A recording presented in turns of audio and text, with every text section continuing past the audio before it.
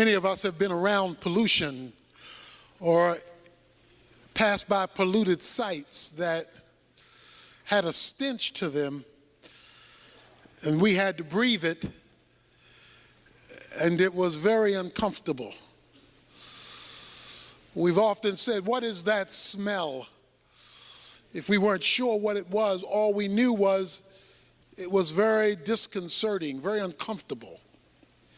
And so we quickly desired to pursue good air, clean air, uncontaminated air, so that we could function. It's hard to function when the air is putrid, when it has been contaminated by that which causes a loss of sense. Jesus had been talking about the decay in the culture and how that decay was a decay of death. It was the smell of rottenness. And in the last verse of chapter 17 of the book of Luke, when the disciples wanted to know, when is this return that you're going to make? When is this judgment on the culture going to occur? He says in the last verse, where the body is, there also the vultures will be gathered. He says, when you see a corpse that has died and rigor mortis is setting in, vultures circle, waiting for the demise in order that it might pounce on them and render judgment to the decaying or diseased or dead body. He talks about vultures circling around this thing called death. It is clear that you and I live in an environment, in a world that has been contaminated by sin, bringing about a smelly way to live, a polluted world, which leads Jesus to identify a widow, a woman, to make an astounding principle that I want to leave with you today. In this polluted society where death reigns and vultures gather, he told them a parable. He states the premise of the parable up front.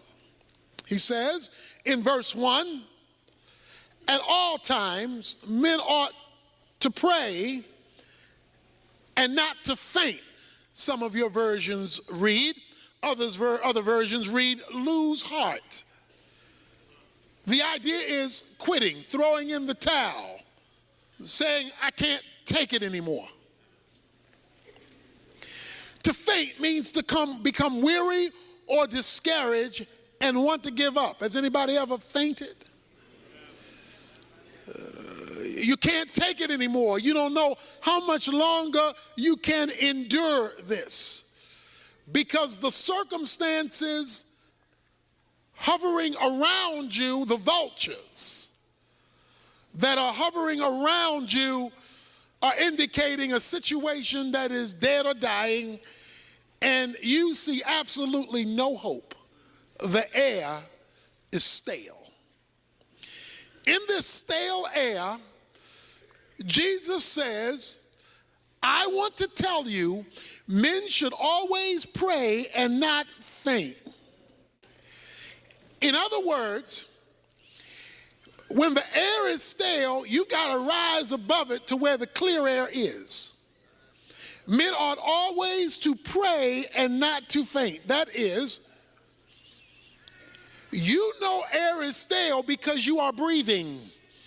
Your nostrils are taking in the scents, and you are breathing regularly. So you are smelling stale air regularly in terms of when you're in a putrid environment, because you're breathing it. And so there's no way to get away from it because you're always breathing. He says men ought to always pray and not faint. In other words, prayer is to be like breathing. The only time when you are conscious about breathing is when it's hard to do it. We breathe all the time, but don't think about it until there's a problem. If there's an asthma problem or an allergy problem or some problem that creates the need for additional oxygen, breathing now becomes a conscious activity because it's being interfered with. He says men ought to always pray and not faint.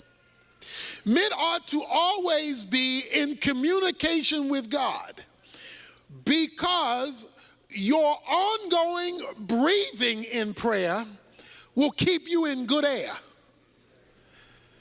even though you may be living in a bad atmosphere where the vultures are circling. There are people here to gather today where the vultures are circling around your life and ready to pounce on your situation because death has set in. Things don't look like they will ever get better. Things don't look like they will ever change. Things don't look like they will ever work out for you. And all you see are things going downhill and the vultures circling, ready to pounce on you and do you in. Coming off of that, Jesus says to his disciples, men ought to always maintain contact with God like breathe. It should be so normal that you're doing it even when you're not conscious you're doing it. Because it's a orientation, not just a position. Prayer is not just getting on your knees. It's not just clasping your hands. It's not just closing your eyes. It's not even just mouthing words. Prayer is an atmosphere of operating. You are operating in connectivity with God. Or as the word we've looked at last Wednesday, abiding. This is the air I breathe. The song says, I am in constant contact with God, which means that you are praying more than you know you're praying. See, sometimes we're praying and we identify the formal times. But there ought to be informal time, because if prayer is an atmosphere, if it's a breathing, then that means you're in contact with God as a normal way of functioning, not just as a scheduled activity that you do. There's this orientation. He wants men to always pray and not faint. That's his thesis, his major point. Where God is interfaced with as a way of life, not simply as a schedule. There ought to be that, the time in your closet, a scheduled program. That leads him to a story that he wants to tell about this that is extraordinary. And most of us have read this story many times, but perhaps there's something in here that you may never have seen before, yet I believe it is the epicenter of the point of the parable and will totally change your life, my life, if we grasp it. In a certain city, we're told, there is a judge who does not fear God nor men. In other words, he doesn't care what God thinks, and he doesn't care what people say, because he is the judge. During biblical times, it was a lot like Western times, when there would be the circuit judges, and the Western towns would wait for the judges to come to hold trials, and the judges would go from town to town to town, and they would hold the criminals in the town jail until the judge came to render a verdict. So they were circuit judges. And so these judges would go from town to town to town to mitigate cases relative to issues that had popped up in the town. So there is this judge, but we're told something about the judge, that the judge is an unrighteous judge. In other words, he does not operate legally. He does not operate according to the rules. He makes up the rules as he goes, and he doesn't care what God thinks or what rules men have passed. he's going to do his own thing. Judges like this were easy for bribes. The wealthy could always be set free because the wealthy could buy their way out of their problems, and since he wasn't righteous, he could easily be bribed. So we're told that there is this judge. He's going to render judgment, but he's not going to do it righteously. So that's the man, and he doesn't care what God thinks. He doesn't care what man says. There is also a widow in the story. There's a woman. She's been married, most likely their children. We don't know that for sure, but we know that her husband has died. Now, when Jesus tells the story, he picks the weakest scenario he can pick, because in the Bible, the lowest of the low are the orphans and the widows. From Genesis to Revelation, when God wants to make a point about the lowest of the low, he will pick orphans and widows. This widow had a number of problems based on biblical history. First of all, there was little protection for women. Women were not viewed as high, as valuable as they were created to be, and that was the norm of the culture. Not only that, but she has no husband, so there's nobody to stand in for her. She must stand on her own. In addition to that, widows in the Bible are normally postured as being poor, without financial resources, because there's no husband providing, so she's out on her own. In addition to that, the fact that she has to plead her own case means she has nobody in her circle of influence who can stand up for her. She must stand up for herself. So here we have a woman out there by herself on her own trying to make it. Now the situation is that there is something has happened in which she has been wronged. Something has happened that needs to be addressed legally. Something has gone wrong. Perhaps it had to do with money. Perhaps she was ripped out of some of her husband's estate. We don't know what the specific issue is, nor do we need to know. His point was that this widow needed legal intervention. Say legal intervention. She needed the law to work for her. She needed the law to mitigate between her and some situation she faced that could only be addressed legally. So there is this widow in the city who keeps coming to the judge saying, "Give me legal protection from my opponent. I have got somebody in my sphere who's working against me and who is opposing me, and he's doing it illegitimately. There is somebody in my life doing me wrong, my opponent, and I don't have the power to stop them. I'm a widow. I don't have a lot of money, and they're coming up against me, and I need the law to work for me." I wonder if there's anybody here who's in a situation that's coming up against you, and the folk who are supposed to be able to help you aren't available to you. She goes to the judge because she says she needs, here it is, legal protection. I can't protect myself. I need the law to protect me. Judge, will you intervene on my behalf so that I can get my opponent off of my back and get justice in my situation? Verse 4 says, "For a while the judge was unwilling."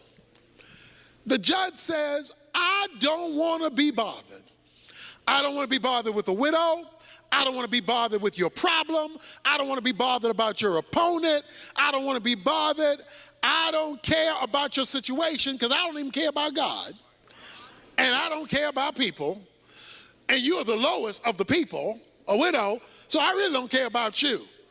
So for a while, it says, he was unwilling to hear her case, although she had a legitimate case. Stick with me here. It says, but afterwards, he said to himself, self, even though I do not fear God, pagan judge, and I do not respect man, yet because this widow bothers me, that means it's nagging me. After all, she's a woman.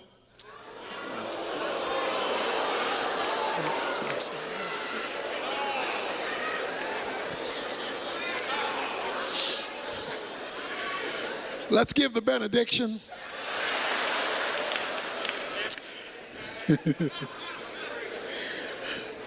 This woman, the judge is a man, this woman is getting on my nerves. That's what he said. She is driving me nuts. He says, I don't respect God, I don't respect man. I will give her legal protection. Say legal protection. According to verse 3, she was seeking legal protection. Say legal protection. Okay, keep that in mind. I'm going somewhere. Even though I don't fear God, I don't fear man, otherwise, if I don't do something about this lady's problem, she's going to keep coming to me. Because she won't let me go. Every time I show up, she shows up. Every time I have another person's case, she brings up her case.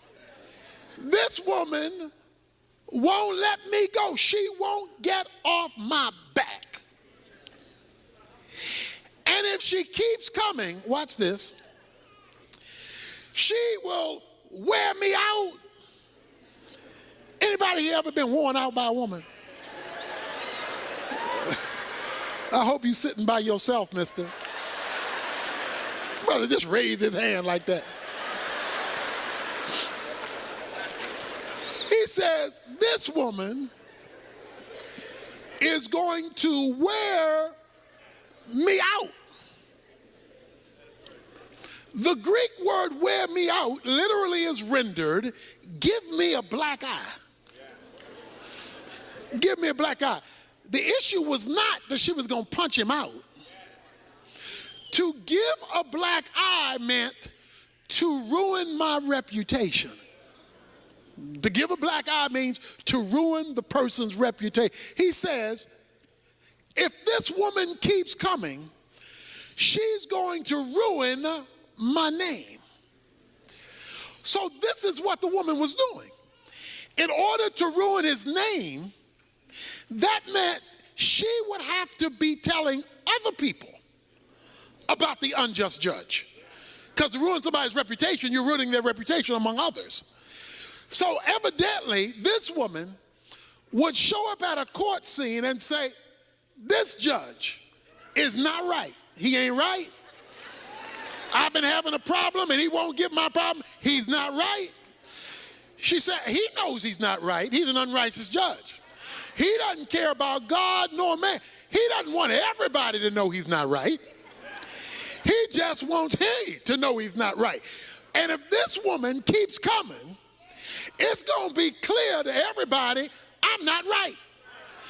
And I don't want to look not right to everybody. So to get this woman off my back, to get her out of my grill, to get her off of me, what I am going to do is I am going to give her legal protection. Say legal protection.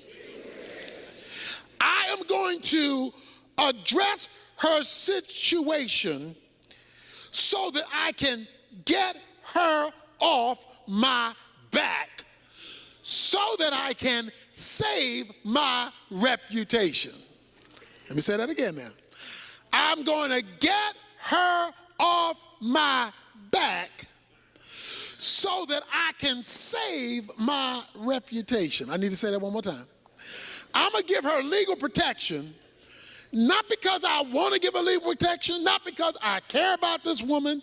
I want her off my back, and I want to protect my reputation, so therefore I'm going to intervene in her circumstances. Now that's the parable. That's the point. Now Jesus wants to apply it. Why are you telling us this, Jesus? In this place of bad air, where the vultures are circling, we're to maintain constant contact with God, and you tell us this story about a judge and a widow woman. What's the point? And the Lord said, verse 6, hear what the unrighteous judge said. In other words, pay attention to the unrighteous judge. Now, the widow is critical to the story, but to get the point of the story, pay attention, Jesus said, to what the unrighteous judge says. I don't fear God, I don't fear men, but this woman is driving me crazy, and she's going to ruin my reputation. Pay attention to that, Jesus says. And then make a contrast. Here's the contrast, verse 7. Now will not God bring about justice for his elect who cry out to him day and night, and will he delay over them long? Jesus says this. Listen to what the unrighteous judge said, because he says if you miss what the unrighteous judge says, you're going to miss the whole point. He says, an unrighteous man who didn't care about God, he didn't care about people, he didn't care about legalities, he didn't care about justice, he cared about his reputation. He cared about his name and not being nagged to death by this woman. He was out to protect his name. And in order to protect his name, he had to respond to this woman, because this woman was giving him a black eye, messing up his name, his reputation. He had to do something, because as bad as he was, he cared about his reputation. He says now, if a wicked judge cares about his reputation, and he wrong, but he still cares about his reputation, will not God, who's not an unrighteous judge, he's a righteous judge, will not God, verse 7, bring about justice for his elect? The widow was a stranger to the judge. The elect are not strangers to God. The elect are God's chosen ones. They're God's children. You and I, who belong to Jesus Christ, make up God's elect. If an unrighteous judge who doesn't care about God nor men will bring legal protection to a stranger to protect his reputation, how much more will God bring about justice to his children, his elect, since he's the righteous judge and does care about justice, and will he delay long over them? Now, what I want to draw your attention to is a phrase that I've been asking you to repeat. Legal protection. See, it's easy to read the story, and twice in the story, the word legal protection is raised. Twice. And its cousin is raised in verse 7, justice. She was seeking justice through the legal protection of the law. But let's put it another way. The issue for the widow was not whether the judge liked me. It was not whether the judge knew me. It was not whether the judge felt sorry for me. The issue on the table was the law. I need you to bring the law to bear on my situation, because I'm being unjustly treated by my opponent. I need legal intervention. Men ought always pray and not faint. But what gets God's attention is not simply him feeling sorry about you in the situation you're in. It's not merely him seeing you cry. It's not merely him seeing you're depressed. What brings heaven down to earth in the vulturous situation you may be facing is calling down your legal right. The issue was your legal right. See, what the woman had, she did not have the judge on her side. She had the law on her side. And even though the judge didn't care about the woman, she kept bringing up, but the law says. And when she brought up the legal thing, he had to deal with that, because for him not to address the law was to kill his reputation, because the judge was obligated to the law. Now let me explain what I'm trying to say here today.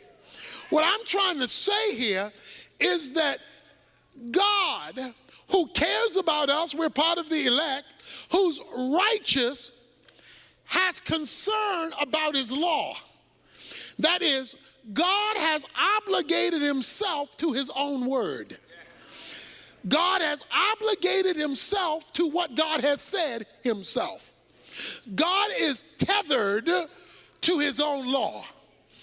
God can't do what the unrighteous judge was trying to do, because God by nature is righteousness. Righteousness is the divine standard, so God is tethered to his own standard. So God is always going to operate in concert with his own law. Now, the woman calls for legal protection, watch this now, because she knew she had the right to it. In other words, let me put it another way. If she didn't know what the law was, if she didn't know that the law, there were rules in the law book to deal with the situation she was facing, she wouldn't have been able to call on the law, because she wouldn't have known the law applied. It was her knowledge that there is a righteous law in the book that deals with my opponent's situation, and I'm going to the authorized person, the judge, to render the law on my behalf, that took her to nagging the judge. She could nag the judge even though the judge didn't care about her, because she knew what was written that was in the law book that applied to her situation. Not to know what was written is not to have a basis to appeal to the judge. Because remember, it says she wanted legal protection. She wanted something that would come from the law to act on her behalf. Hold your finger here. Turn back a couple of pages to Luke chapter 13. In Luke chapter 13, it's the Sabbath. The Sabbath was the law. It was one of the 10 commandments. Jesus, a certain woman, verse 11, for 18 years had a sickness caused by a spirit, and she had been bent over, and could not straighten up. And Jesus saw her. He called her over and said to her, "Woman, you are freed from your sickness." He heals her on the Sabbath. And he laid his hands on her, and immediately she was made erect again and began glorifying God.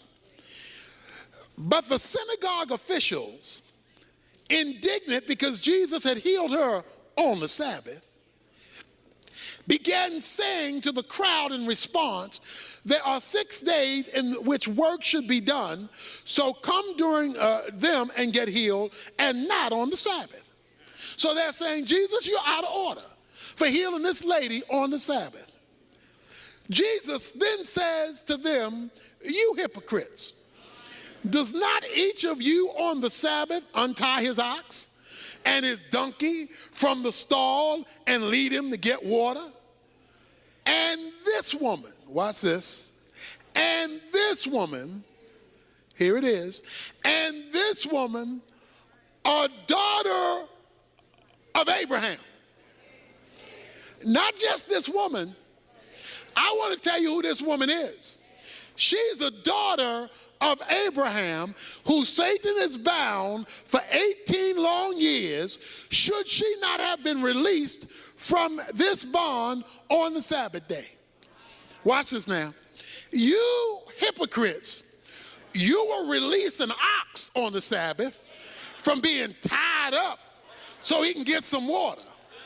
I come to release a woman who's been tied up for 18 years on the Sabbath. You're upset about me releasing a woman when you're not upset about you releasing a donkey. Let me tell you, Jesus says, why I released this woman. I released this woman because this woman, he says, is a daughter of Abraham. Watch this now. The Sabbath was the law given under Moses. Abraham precedes Moses. He says, there is a legal relationship I have to this daughter. Because there was a covenant made with Abraham by God that God would bring healing to his people in covenant with an Abrahamic agreement when the problem came from a spiritual source. We heard that the woman was bent over, but her medical condition, watch this now, was tied to a spiritual condition. It said Satan had so messed up her life that it showed up physically and she had to walk bent over. It wasn't just because of her age. It wasn't just because of calcification in her back. It was because the devil had so intervened in her life that her physical problem was tied to a spiritual dilemma. But the lady had something that the chief priest didn't understand. She had a legal relationship tied as a daughter of Abraham. And because of the legal relationship, it overrode the Mosaic law that says you can't do this on the Sabbath. But if you don't know your legal relationship, then you can't call on your legal relationship to deliver you from. Some of us have been in problems, situations, circumstances, and messes for 18 years. And we wonder why God hasn't come through yet, because we have not yet appealed to our legal right. But why haven't we appealed to our legal right? We don't know our legal right. And if you don't know the law, you can't appeal to the law. The widow knew the law and says, because the law is in place, I am going to bring the law to bear. If an unrighteous judge will submit to the law, even though he doesn't have regard for God and regard for man, how much more will a righteous God who is committed to the law appeal to the legal cause of his people? We get and we pray, but what we don't do is pray legally. In other words, we don't make God have to appeal to his own law. We come with generalities and vague things that have nothing to do with nothing. Bless my day, bless my family, bless my food, bless my situation, bless me as I drive, bless me as I ride. Those are cutesies. He says, when you've been jacked up for 18 years, when life has just messed you up, when you're like the widow and you have no place to turn, you need to know your rights. Everybody in here is an American citizen. You need to know your rights. If somebody wants to search your house and doesn't have a court-ordered right to come in there, you need to know your rights. You need to know your rights, that you have a right to a lawyer if you are arrested. You need to know your rights, because if you don't know your rights and a policeman arrests you who doesn't fear God and doesn't fear man, he could jack you up if you don't know your rights. But when you know your rights, then you can call with authority on that which you deserve because of your legal status. He says men ought to pray, but not in some vague way. The best way to pray is to call God to have to respond to his own word, to call God to have to respond to his own truth. God, and see, the best way to pray is, God, here, let me show you, God. This is what you said. You said this. Let me read it to you, God. You said this. In case you forgot, God, you said this. I don't know if you read it lately, God, but you said this. You wrote this. So I'm talking to you about what you said. You say, well, what difference will that make? He tells you at the last verse, verse 8, I tell you that he will bring about justice for them quickly.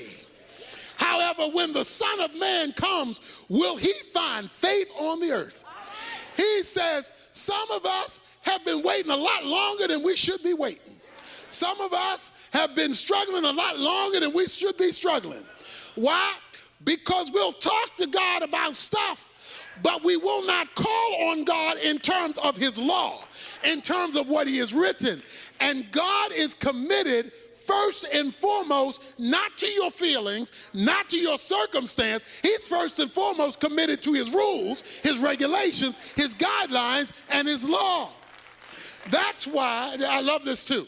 The woman came and she verbally, publicly rendered out what the judge was supposed to be doing, because he's concerned about his reputation. So she is, watch this now, watch, here's the word, decreeing what should be done. What does Mark 11 say? He says, if you will say to this mountain, a mountain in the Bible is an impossible situation to climb over. That's what a mountain means. It's a circumstance you can't get over. It's a hump you can't get over. It's a situation you can't fix. It's a problem you can't solve. It's a situation that you can't change. That's a mountain. He says, if you will say to this mountain, speak it. See, decree your deliverance. But before he said speak it, a couple of verses before then he says, is it not written? So before he says speak it, you don't just go up to a situation and say, go, bye-bye, gone, disappear, hocus pocus. No, It says before, is it not written? And when Jesus says, is it not written? Then he comes and says, you can speak to this mountain. So here's what you're supposed to do. You're supposed to look at your situation, look at your opponent, look at your mountain, look at your bent over situation, then find out what God says about your situation, says about your mountain, says about your bent over situation. Then you're supposed to speak to your mountain, speak to your situation, speak to your scenario, and tell the situation what God said. Tell the person what God said. Speak to it in the name of the law, and will not God move swiftly? Verse 8 says, won't he show up quick? Won't he come out of nowhere? Won't he show up in a way you never expected? If he can get you to function legally with him, to function based on his revelation, not just based on how you feel, not just based on the fact you're sad, not just based on the fact that, I've been in this a long time. You could be in it for another 18 years unless you remember you're a daughter of Abraham and that you have legal rights to be picked up when the devil has bent you over. He says, men ought to always pray like this. Men ought to always talk to God like this. And he says, and when you relate to God like this, you will see him move swiftly. That means, swiftly means all of a sudden. Swiftly means out of nowhere. Swiftly means, where did that come from? That's what swiftly means. For the Bible says in Isaiah 46 that God will establish his purposes. The Bible says in Job chapter 22 verse 28, decree what God is to do, and so that God can get it done. So you ought to speak to your situation, but in the name of God, not your words. You ought to speak his words into the situation, because God is not bound to what you think. He's not bound to what other folk think. He's not bound to how you feel. He's not bound to how other folk feel. He's not bound to what you've been raised to believe or what other people think you ought to believe. He's not bound to your mama. He's not bound to your daddy. He's not bound to your friends. He's not bound to your coworker. He's not bound to your supervisor. He's not bound to your neighbor. He's not bound to your governor. He's not bound to your president. He's bound to his own word, and that's the only thing that he will commit himself to. Somebody ought to be willing to pray now. Somebody ought to be willing to call on him now, day and night, night and day. You ought to get up and say, that's what you said. You ought to go to bed and say, that's what you said. I'm holding you to what you said. And he said, if he can see that you're appealing to his law day and night, out of nowhere, you will see divine intervention. Let's stand.